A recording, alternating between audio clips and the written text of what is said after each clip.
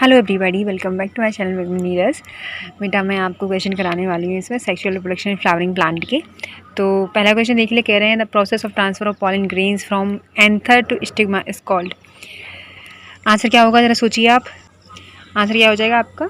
B, pollination. तो ये जो चैप्टर है आपका वो 12th क्लास का फर्स्ट चैप्टर है, उससे क्वेश्चन करा रही हूँ मैं आपको। सेकंड क्वेश्चन है आपका, the male reproductive part of flower is. फूल का नर प्रजनन भाग क्या होता है? तो वो स्टेमेन होता है और फीमेल वाला हमारा पिस्टल होता है। ठीक है, क्वेश्चन है नेक्स्ट आपका, ये कह रहे हैं आपसे the female reproductive part of a flower is. फूल का मादा प्रजनन भाग क्या होता है? तो अभी बताया मैंने जैसे कि आपको पिस्टल होता है, तो सी ऑप्शन आपका सही हो जाएगा। क्वेश्चन नंबर नेक्स्ट देखिए, आप ज़रा सोचें क्वेश्चन को और बताएं फिर। The process of fusion of male and female gamete is called. नर और मादा युग्मकों के संलयन की प्रक्रिया कहलाती है, क्या कहलाती है?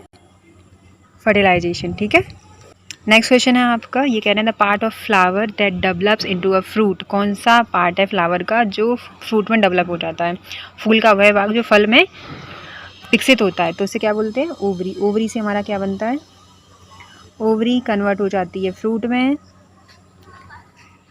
और हमारा जो ओव्यूल होता है वो सीड में बदल जाता है। ठीक है, ओव्यूल जो है वो सीड में बदल जाता है। ओके, नेक्स्ट क्वेश्चन देखिए। नेक्स्ट क्वेश्चन है आपका, ये कह रहे हैं the part of flower that develop into seed. तो अभी अभी मैंने आपको बताया ओव्यूल, आपका आंसर सही हो जाएगा। आप लोग एक बार पॉज कर लिया करें वीडियो को, फिर आप चेक कर लिया करें अपना answer. Flowers that contain both male and female reproductive part are called. Bisexual flowers होते हैं वो। ओके, क्वेश्चन नंबर है नेक्स्ट आपका, इसमें कह रहे हैं flowers that contain only one reproductive part either male or female are called.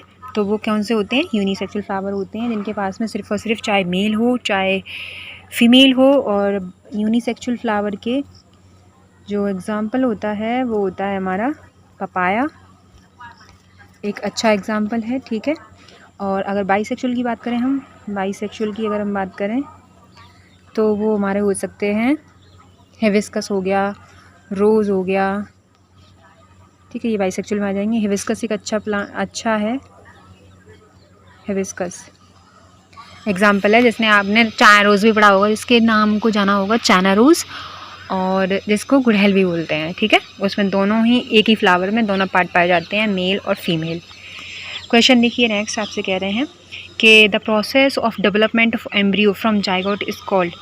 उसको क्या बोलते हैं? तो एम्ब्रियोजेनेसिस बोलते हैं उसको। ऑप्शन सी सही हो जाएगा इसका। क्वेश्चन नंबर 10 लास्ट है आपका, ये कह रहे हैं agents that help in pollination are. परागण में मदद करने वाले कारक कौन से होते हैं? तो इसमें हो जाएगा आपकी विंड भी होती है, एबायोटिक बायोटिक, दो फैक्टर होते हैं बेटा जो पॉलिनेशन में हेल्प करते हैं। दो फैक्टर होते हैं, अबायोटिक, अबायोटिक हो जाता है, एक होता है आपका बायोटिक, बायोटिक। ठीक है, अबायोटिक नॉन लिविंग होते हैं, नॉन लिविंग थिंग्स होती हैं,